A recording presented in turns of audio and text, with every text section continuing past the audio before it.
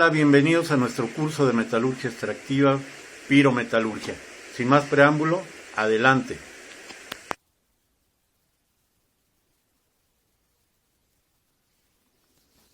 Comenzaremos nuestra presentación por ir definiendo cuáles son los materiales o materias primas que sirven para nuestros procesos pirometalúrgicos. Tenemos la idea antigua de que exclusivamente podemos procesar minerales y actualmente todas las tecnologías de reciclaje nos incluyen materiales de uso común que utilizamos en nuestra vida diaria y que se convierten en las nuevas materias primas para los procesos pirometalúrgicos. Entonces, tenemos como fuentes principales los minerales, ¿sí?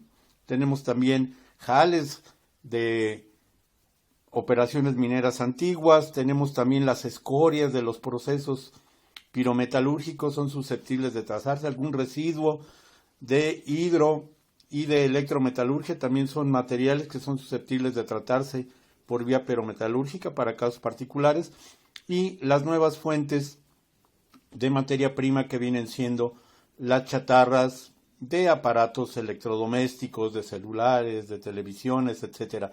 Todo esto nos va haciendo unas nuevas rutas de producción para los metales primarios. Lo importante es hacer todo esto mediante un desarrollo sustentable. ¿Esto qué quiere decir? Que debemos ser amigables con el medio ambiente. Sin embargo, con los procesos pirometalúrgicos esto es altamente complicado porque tenemos la utilización de carbón, ¿sí? Tenemos la utilización de grandes cantidades de energía y eso pues complica el accionar de nuestros procesos.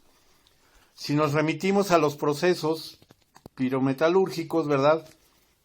Y seguimos la ruta de los materiales, primero vamos a pasar por una producción primaria consistente de la exploración, evaluación y desarrollo de un yacimiento, después vamos a construir nuestro complejo minero, metalúrgico, después vamos a empezar la producción y diseño de nuestra planta. Esta va a arrancar, va a tener un periodo de producción y después se va a cerrar. De ahí vamos a pasar a la manufactura de algún componente, va a requerir quizá de otros materiales, etcétera, para obtener un producto terminado que va a ir a consumo. Ese va a tener un uso, eventualmente se va a mantener, se le va a dar mantenimiento, se va a reparar, se va a reusar. Pensemos en un refrigerador que se descompone, lo mandamos a arreglar, lo reusamos o lo desechamos, alguien más lo repara, pero alguien lo sigue usando. Eso está ahí dando un círculo de reuso. Sin embargo, cuando pasamos ya a la disposición de este producto, pues podemos recuperar sus componentes, remanufacturar cuando la gente hace despieces y utiliza refacciones viejas para remanufacturar algún artículo. A veces ni nos enteramos que esto ocurre, pero también es un círculo en el cual están los materiales. Y lo que ya se desecha como chatarra, estos materiales pasan por un proceso de reciclaje en el cual se va a hacer una transformación física, de acondicionamiento y un procesado químico para hacer una producción secundaria, ¿no? El que recicla latas de aluminio, por ejemplo, lo reincorpora a algún proceso de manufactura y tenemos ese ciclo cerrado en nuestra cadena de producción. Es importante que ustedes en su primera actividad desarrollen este diagrama para el metal que ustedes gusten, algo que haya servido para fabricar un utensilio metálico de consumo, el que ustedes quieran, del material que quieran, del metal que quieran. Esa es su tarea número 1. Es importante también tener una referencia de cuáles son los volúmenes de producción. Aquí tenemos datos de 2002, 2011 y tenemos que en el caso del acero se producen 1.490.000 toneladas métricas. Tenemos el dato en millones de toneladas por año. Nos dio un crecimiento en la década de 2002 a 2011 de un 68%. Esto nos da un crecimiento del 5.3%. La industria del aluminio produce 45.8 millones de toneladas por año. Tuvo un crecimiento en la década del 75%. un crecimiento del 5.7%, la industria del cobre, la industria de las ferroaleaciones. Tenemos un gran crecimiento de la industria metalúrgica en todo el mundo. Esto nos garantiza que por lo menos en los siguientes 50 años ustedes van a tener un empleo en la industria metalúrgica, sin lugar a dudas. Los principales productores, ¿verdad? POSCO, principal productor de acero. En Dubái, Jebel Ali, tenemos el principal productor de aluminio. Los chinos son los principales productores de cobre. Importan minerales de todos lados y el propio. Y los principales productores de ferroaleaciones son los sudafricanos. Nosotros, ¿dónde estamos situados en estos procesos productivos? Nosotros estamos en la parte de la metalurgia extractiva, la metalurgia mecánica, y de ahí sacamos nuestras ramas de la metalurgia, ¿no? La metalurgia química, que es lo que vamos a ver aquí en estos cursos.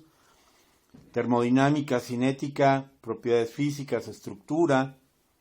Nos vamos a apoyar de la ingeniería química, la parte de transferencia de masa, flujo de fluidos, flujo de calor, los métodos numéricos para poder modelar todo esto y hacer su análisis y el diseño, ¿no? Y por otro lado está la parte mecánica, en la cual veremos las propiedades y fluencias y laminaciones y todas las deformaciones de los materiales. Todo esto junto, ¿verdad?, asociado a mediciones de laboratorio. Después pasaremos a plantas piloto, un modelado físico, modelado matemático. Nos dará la capacidad de poder desarrollar un proceso de ingeniería metalúrgica, y este proceso debe ser capaz de generar un producto soportado por toda esta teoría, ¿no? Es a lo que nos vamos a dedicar, esperemos, el resto de nuestra vida, ¿no? El primer paso para poder integrar un proceso pirometalúrgico es la caracterización de los materiales y en general de cualquier proceso de metalurgia extractiva, sea hidro o electro. Necesitamos caracterizar nuestros materiales, necesitamos saber con qué contamos. Nos llega un minero con una bolsa con piedras y nos dice que tiene oro y que con eso se va a hacer rico. Y lo primero es no creerle. Lo segundo es, vamos a checarlo. Y para eso tenemos que hacer uso, primero, de un muestreo. No creerle al minero con la bolsa que nos hay, que hacer un muestreo representativo del yacimiento. Y ya de ahí hacer uso de las técnicas convencionales de difracción de rayos X, difracción cuantitativa, del microscopio electrónico de barrido para determinar los contenidos de materiales metálicos, no metálicos, impurezas, etcétera, que pueda traer nuestra muestra. Tenemos un segundo grupo de técnicas, ¿verdad?, un poco más sofisticadas, que es emisión de partículas inducidas, espectrometría de masas, varios de estos disponibles en la USAI, aquí en nuestra Facultad de Química de la UNAM. Entonces determinamos la composición mineralógica de cada fracción de muestra y podemos ver si es susceptible de extracción, ¿verdad? Aquí podemos ver en esta microfotografía, tenemos una partícula de carcopirita que está ligada con ganga, que es la mayor masa. Tenemos cobelina, tenemos calcosina. Si yo les pidiera determinar si esta fotografía está sacada a 100 micras, pues yo puedo determinar aquí mi tamaño de molienda, puedo determinar cómo podría yo extraer, cómo concentrar, a cuánto debo triturar, moler, y mi proceso extractivo, bajo qué condiciones pudiera llevarse a cabo. Así que es vital hacer las menografías de nuestros minerales para poder determinar las características que tienen y poder diseñar si mi vía pirometalúrgica, hidrometalúrgica es la más adecuada para procesar mi mineral. En esta otra, ¿verdad?, tenemos también aquí acompañado nuestro mineral con pirita, así podemos saber qué impurezas trae nuestro material y cómo es que las vamos a manejar para poder llevar a cabo nuestro proceso. ¿Sí? Es súper importante la caracterización de los minerales y ya de ahí diseñar cuál va a ser el proceso y la ruta extractiva para obtener el metal primario. Sin esta información es imposible poder avanzar y diseñar un proceso. Una vez determinadas las especificaciones, ¿verdad?, pues tenemos que ver cómo le vamos a hacer, si es posible a partir de los componentes que nosotros encontramos en nuestro mineral, diseñar un método de extracción. Y para diseñar ese método de extracción, nosotros vamos a tener que hacer uso, ¿verdad?, de haber determinado todas las características de las partículas y su medición, ¿verdad?, que se enuncian aquí en esta tabla. Vamos a tener que utilizar ya lo que son nuestra termodinámica, nuestra cinética, nuestros fenómenos de transporte, para poder encontrar la metodología para extraer el metal del mineral que tenemos presente en la naturaleza, ¿sí? Y eso lo veremos en las siguientes presentaciones del curso. Por el momento, gracias por su atención y sigamos adelante con nuestras materias.